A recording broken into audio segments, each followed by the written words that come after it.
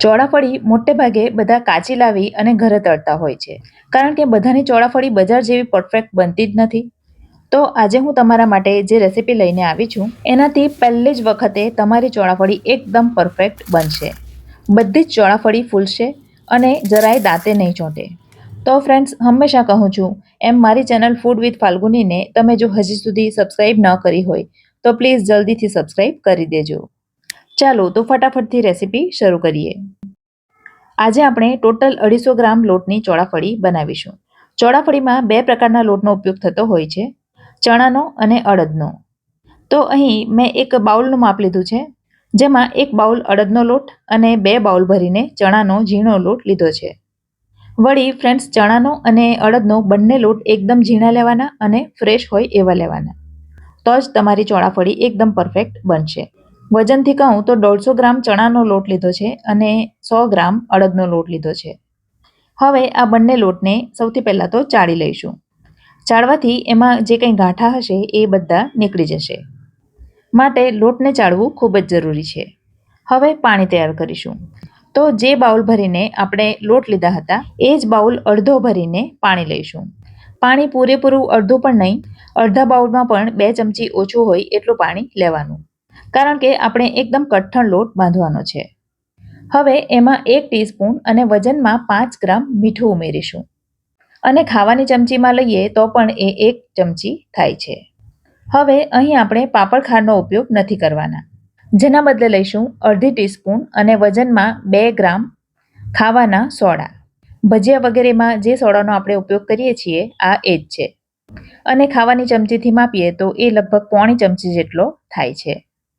હવે એમાં 1 table spoon તેલ ઉમેરીશું, અને ખાવાની ચમચીથી માપીએ તો એ 3 ચમચી થાય છે. આ બધું માપ ફ્રેન્ડ્સ એટલું પરફેક્ટ છે કે મારી ગેરંટી છે કે તમારી ચોળાફળી ક્યારેય ફેલ નહીં જાય. હવે આ પાણીને હલાવીને એટલું સરસ મિક્સ કરી દઈશું કે એમાં રહેલું મીઠું અને સોડા સરસ રીતે પીગળી જાય. અને હવે આ પાણીનો ઉપયોગ કરીને લોટને બાંધીશું. અહીં લોટ આપણે એકદમ કઠણ બાંધવાનો છે. જો કે કઠણ લોટ બાંધવા માટે આટલું પાણી એકદમ પરફેક્ટ છે, છતાં પણ આપણે થોડું પાણી મિક્સ કરીને લોટ બાંધીશું, જેથી પાણી વધારે ન થઈ જાય. કારણ કે લોટની ક્વોલિટીના આધારે પાણીનું પ્રમાણ થોડું ઘણું વધતું ઓછું થઈ શકે છે.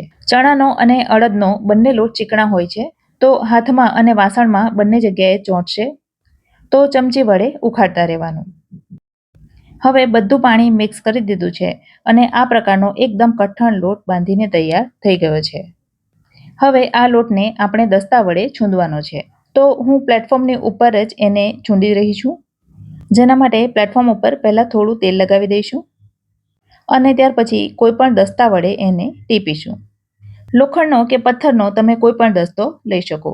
એકદમ ફરસી અને ફૂલેલી ચોળાફળી બનાવવા માટે આ પ્રોસેસ કરવી ખૂબ જ જરૂરી છે. તો 250 ગ્રામ લોટને તમારે લગભગ 5 મિનિટ સુધી ટીપવાનો રહેશે.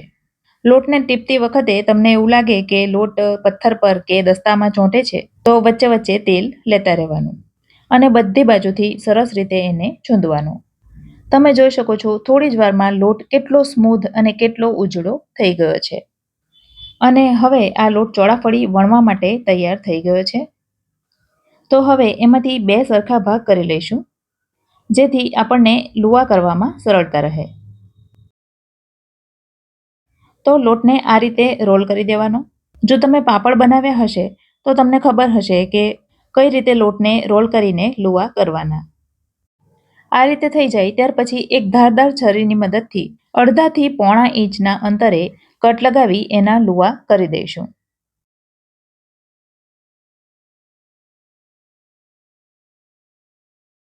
અને ત્યાર પછી એને હથેળી વચ્ચે દબાવી ગોળ કરી દઈશું, એટલે એક પૂરી જેવો લુવો તૈયાર થશે. હવે એના ઉપર થોડું તેલ લગાવી દઈશું, જેથી એ એકબીજા સાથે ચોંટે નહીં. અને ત્યાર પછી એક ઢાંકણવાળા ડબ્બામાં મૂકી દેવાનું, જેથી એ સુકાઈ ન જાય. અને એ જ રીતે બીજા ભાગમાંથી પણ લુવા તૈયાર કરી દઈશું.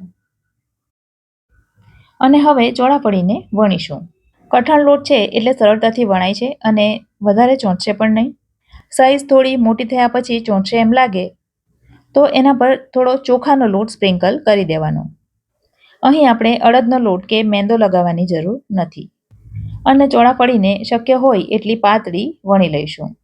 તો આ પ્રકારે ચોળાફળીને વણી લેવાની.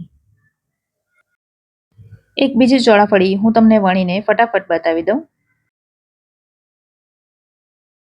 વચ્ચે કોરો ચોખાનો લોટ લેવાનો જેથી ચોંટે નહીં અને એ રીતે બધી ચોળાફળી વણીને તૈયાર કરી દેવાની.